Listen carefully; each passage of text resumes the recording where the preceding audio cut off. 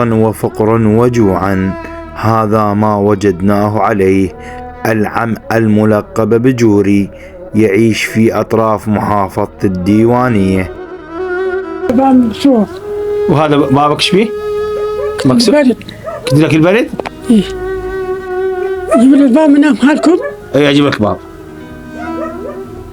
من داخل هذه الغرفة الصغيرة التي لا تتجاوز 3 أمتار يعيش وحيدا العم جوري، ورفيقاه الدائمان هو الجوع والحرمان.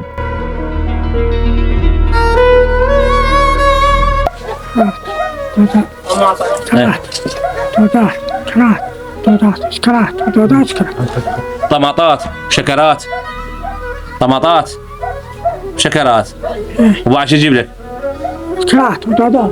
ايه زنات. غموس شو تاكل انت؟ غموس ما ماكل. كل شيء ماكو عندك؟ لا حول الله. شو تغديت؟ ليش تغديت؟ ما موجود. ما تغديت لسه؟ فروة. فروة. انت بردان؟ بردان؟ هاي فروة. ايه فروة. مثل هاي فروة جيب لي. ايه مثل هاي فروة. مثل هاي؟ خلا مثل هاي خلا. مثل هاي فروة؟ اجيبك فروة. وزنات. ايه وزنات وجقاير. لانك انت تريدهن؟ جيب الحيان. اعطيك هاي حداي؟ ايش؟ اعطيك اياها؟ ايش؟ يلا هسه اعطيك اياها.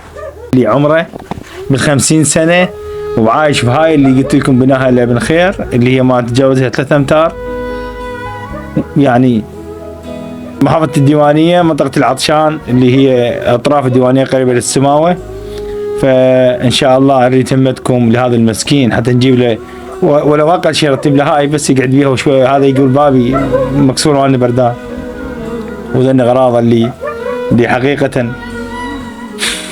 وهاي القاع، شوف القاع هاي ينام عليها تراب، قاع تراب. إن شاء الله أنتم ما راح تقصرون اتجاه بهذا شهر رمضان، والسلام عليكم ورحمة الله وبركاته.